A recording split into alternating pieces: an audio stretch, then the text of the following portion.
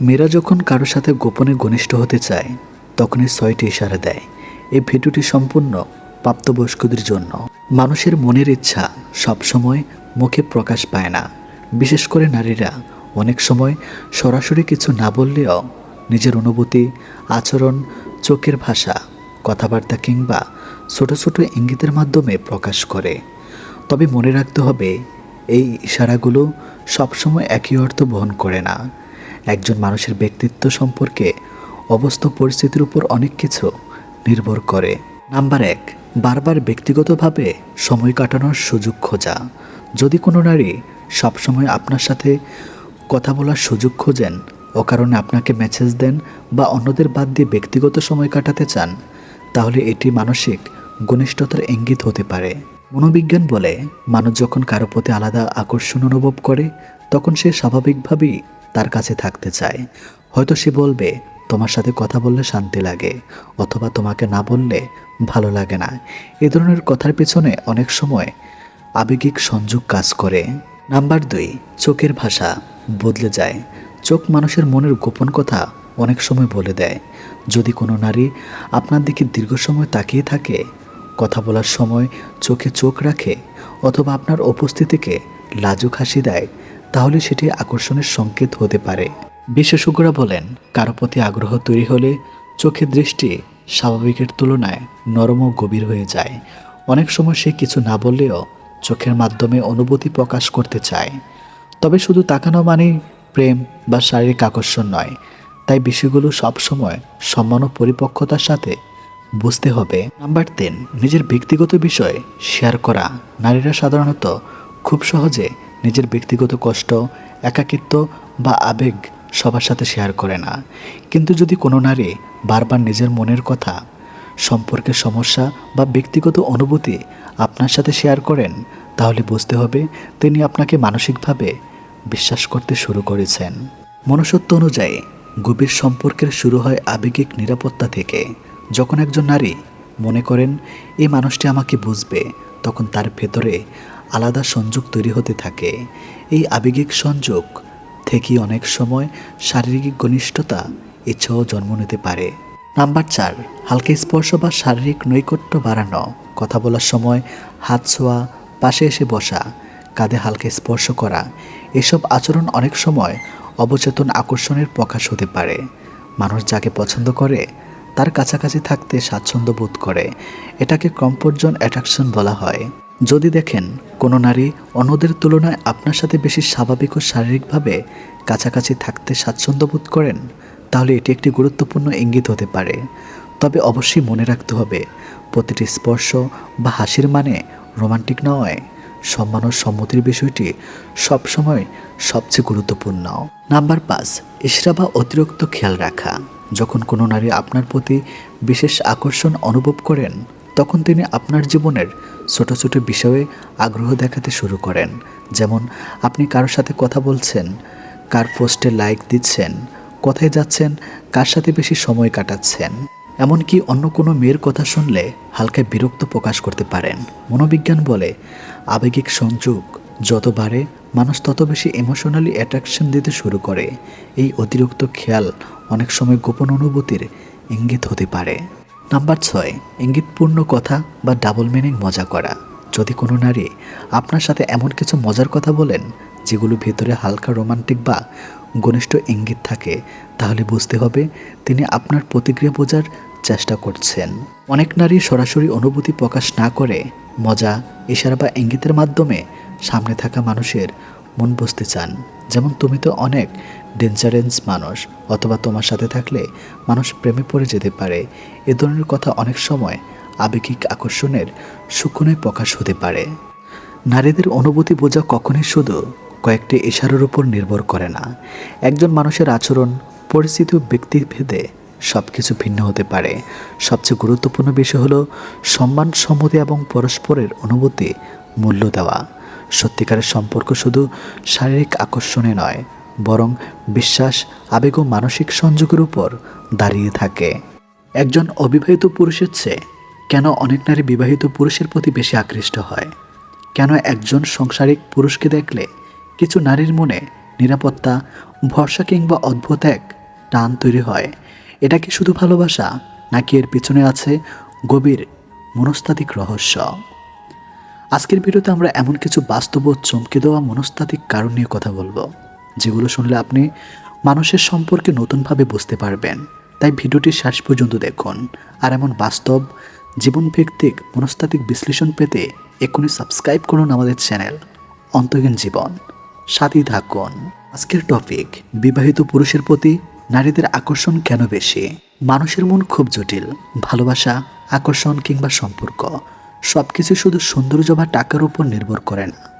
অনেক সময় একজন বিবাহিত পুরুষ এমন কিছু বৈশিষ্ট্য বহন করেন যা কিছু নারীর কাছে তাকে আরও আকর্ষণীয় সবসময় করে তোলে। তবে মনে রাখতে হবে, সব নারী এমন নন। প্রত্যেক মানুষের চিন্তা ও মূল্যবোধ আলাদা। এখানে আমরা শুধু কিছু সাধারণ মনস্তাত্ত্বিক প্রবণতা নিয়ে আলোচনা করছি। নাম্বার 1, নিরাপত্তার অনুভূতি। বেশিরভাগ নারী সম্পর্কের ক্ষেত্রে নিরাপত্তা খোঁজেন। একজন বিবাহিত পুরুষকে দেখে অনেক সময় মনে হয় এই মানুষটি দায়িত্ব নিতে জানে, কারণ সে ইতিমধ্যে একটি পরিবার পরিচালনা করছে, সংসারের চাপ সামলাচ্ছে, আর্থিক দায়িত্ব পালন করছে। ফলে কিছু নারীর মনে তার প্রতি অবচেতনভাবে ভরসা তৈরি হয়। মনোবিজ্ঞানে এটাকে বলা হয় সোশ্যাল প্রুফ, অর্থাৎ কেউ যদি ইতিমধ্যে অন্য কারো কাছে গ্রহণযোগ্য হয় তাহলে তাকে আরও মূল্যবান মনে হয়।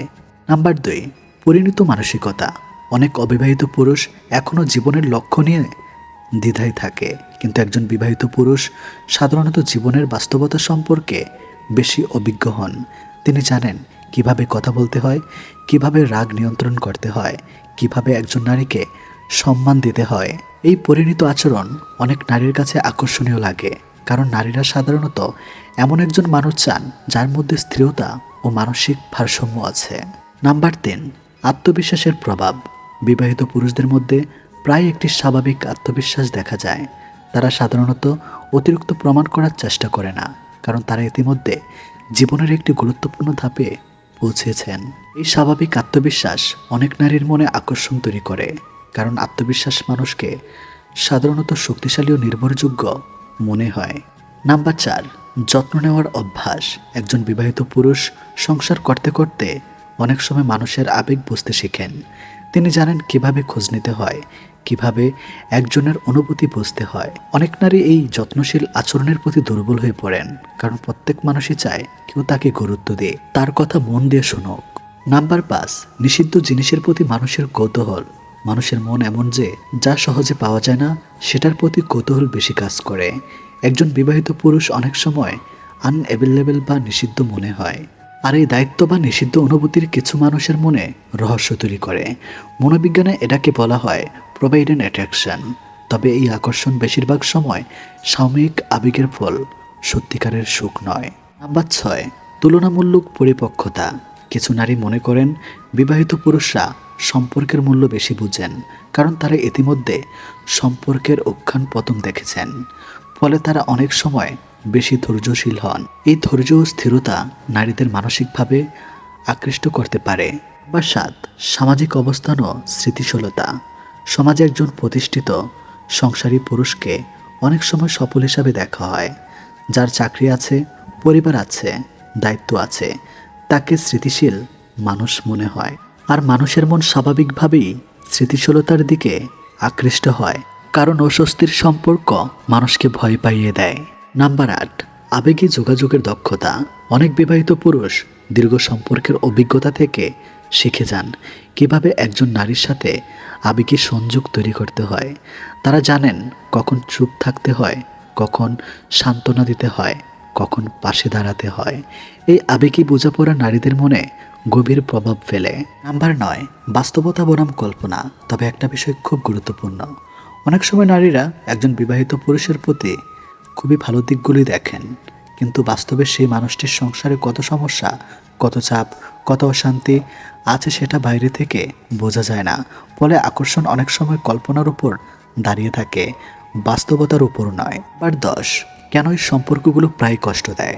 মনস্তাত্ত্বিকভাবে দেখা যায় বিবাহিত পুরুষের সাথে আবেগী সম্পর্ক অধিকাংশ সময় জটিল হয়ে যায়, কারণ সেখানে থাকে অপরাধবোধ, সামাজিক চাপ, অনিশ্চয়তা, মানসিক দ্বন্দ্ব, ভবিষ্যৎ নিয়ে ভয়, শুরুতে যতটা রোমাঞ্চ লাগে পরে ততটাই মানসিক কষ্ট তৈরি হতে পারে। আকর্ষণ মানুষের স্বাভাবিক অনুভূতি, কিন্তু সব আকর্ষণ ভালোবাসা নয়, আর সব ভালোবাসা সুখও দেয় না।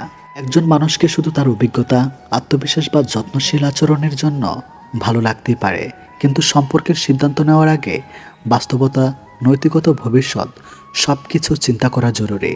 কারণ সাময়িক আবেগ কখনো কখনো পুরো জীবন বদলে দিতে পারে। নারীরা নাভির নিচে শাড়ি পরে কেন?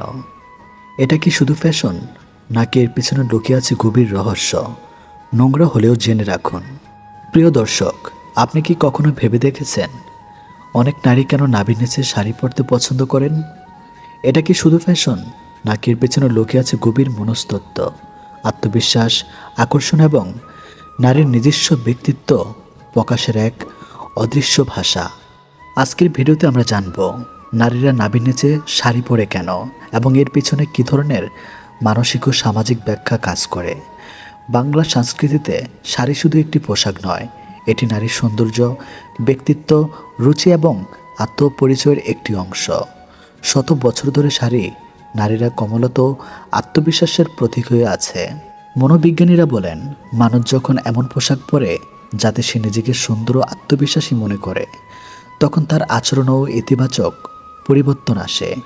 অনেক নারী নাভির নিচে শাড়ি পরলে নিজেকে বেশি আকর্ষণীয় ও আত্মবিশ্বাসী অনুভব করেন। এটি তাদের ব্যক্তিগত স্টাইলের অংশ হয়ে যায়। একটি গুরুত্বপূর্ণ বিষয় হলো, নারীর শরীরে কোমর ও নাভির অংশকে প্রাচীনকাল থেকে সৌন্দর্যের প্রতীক হিসাবে দেখা হয়েছে। ভারতীয় উপমহাদেশের সংস্কৃতি, সিনেমা, নাচ এমনকি সাহিত্য এই বিষয়টি বহুবার উঠে এসেছে। তবে এখানে একটি বিষয় পরিষ্কারভাবে বুঝতে হবে, সব নারী একই কারণে নাভির নিচে শাড়ি পরেন না। কারো কাছে এটি শুধুই ফ্যাশন, কারো কাছে ঐতিহ্য, আবার কারো কাছে এটি নিজের সৌন্দর্যের প্রকাশের একটি ভদ্র ও নান্দনিক উপায়।